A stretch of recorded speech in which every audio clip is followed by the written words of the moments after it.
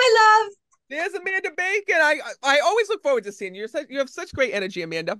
Oh, thank you, sweetheart. So good to see you. Well, And we have another book, Matt. we have another book. Can you believe it? And I was in I the area. Why were you not at the? I was just thinking. I was looking at Seattle, right? And I'm like, why the hell was Amanda Bacon not at any of my shows in Seattle? because I had shows too. I'm so sorry. Different shows, Oh, but I had okay, shows okay. too. Yeah, but there's Sorry. no way because my shows are at night. Your shows are in the morning, so you got no excuse. No, no, I'm a singer too. I perform at night. Oh, okay, okay. Yeah, yeah, I know. It's both ends of the day. I'm not a morning or a night person, so it's real fun for everyone. So, Matt, let's talk about your new book, Don't Wait Till You're Dead. Yes. Great advice. We always talk about our life flashing before our eyes at the very end, but why do we need to wait till the very end to live our life and recount it? So you don't have to wait till you're dead to start looking life at life and recount it. That's the message of this book is that so many times people make excuses. They say, I'm too old, that'll never happen to me, that time has passed, that opportunity has passed. But Spirit tells me a different message. Spirit tells me that if you're still living and breathing, it means that there is time for you to make positive changes in your life right now. So don't wait till you're dead is really about learning to align with your life purpose because it doesn't matter how old you are.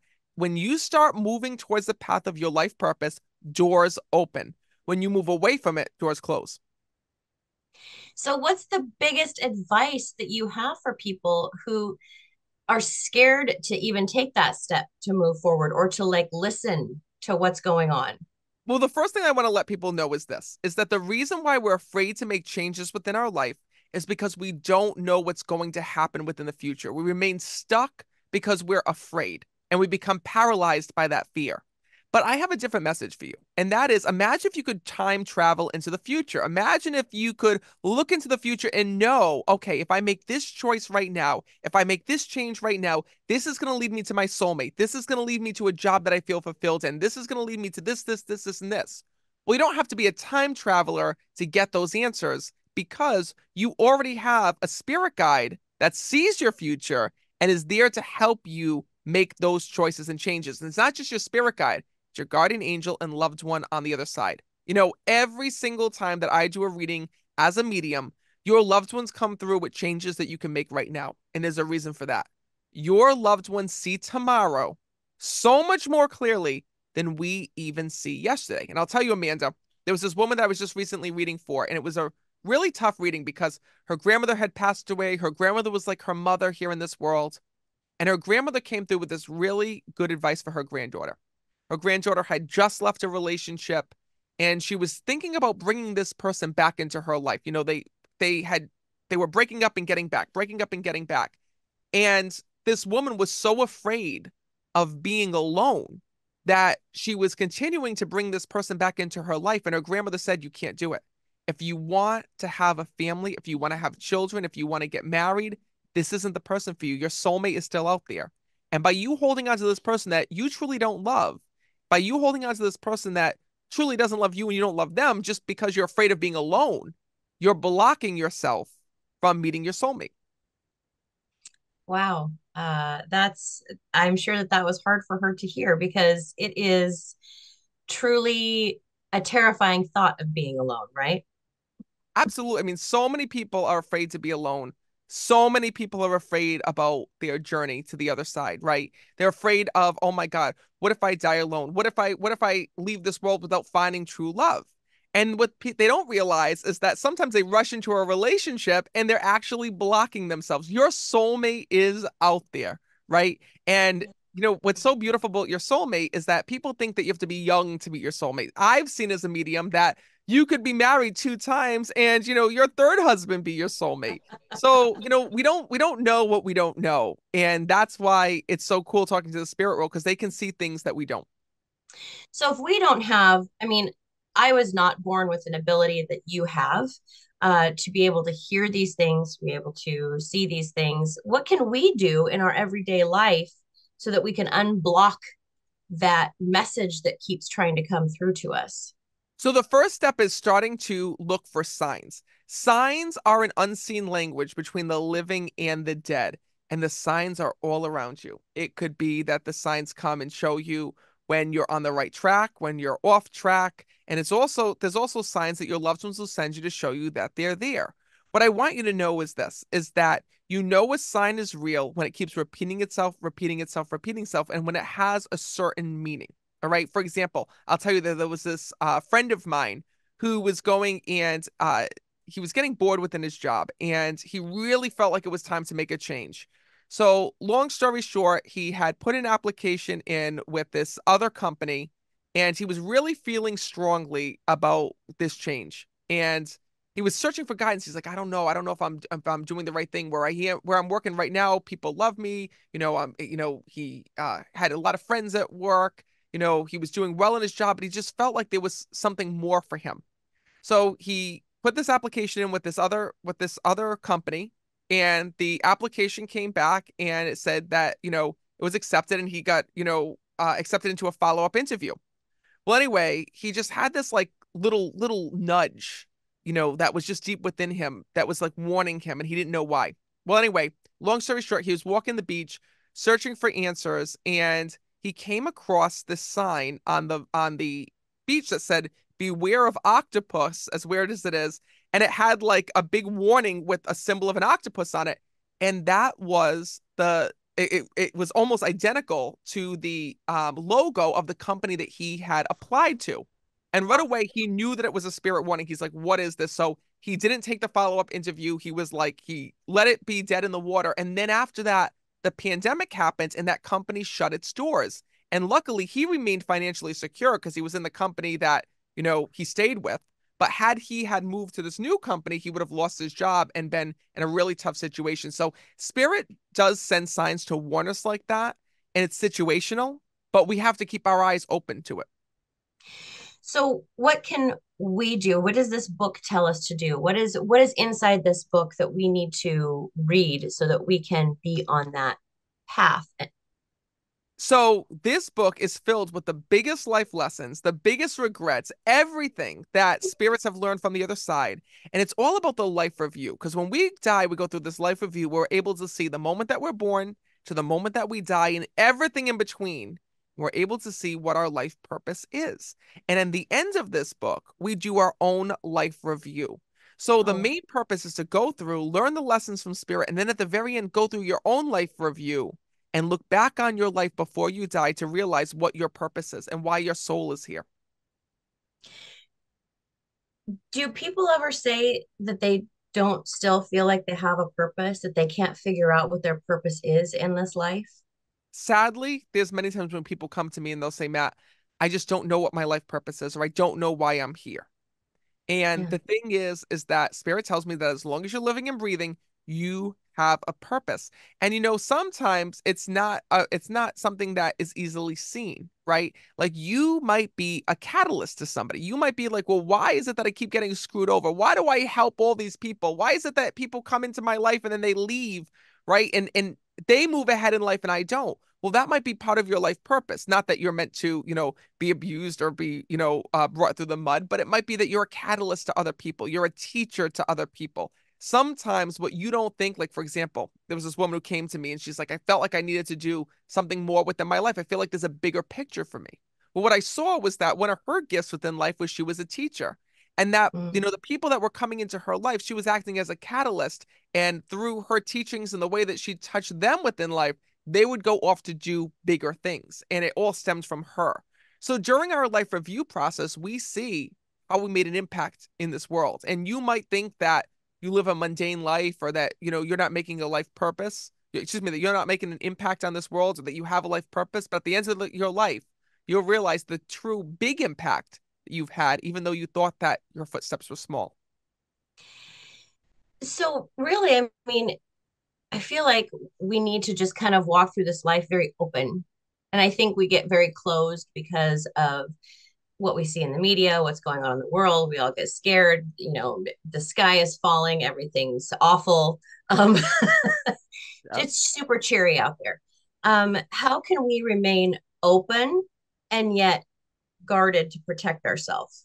Because I feel like those are two actually different doors in our soul.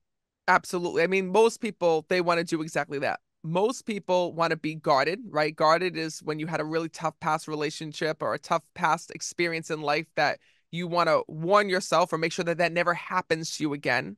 But it's also being able to be open at the same time. It's a really big balance, right? Because being guarded and being open, clash with one another. You can guard yourself so much because you've been hurt in a past relationship that you miss out on meeting your soulmate. So the thing is that you have to look back on life and remember that it's a lesson. So when you look back on your past relationship and you're like, okay, this person hurt me. This person wasn't there for me. What were the traits of that person? Remember, it has nothing to do with you. It has to do with them, right? Now you know what you don't want in a relationship. So what do you want? What did you learn from that past relationship? Like, I'll be honest with you.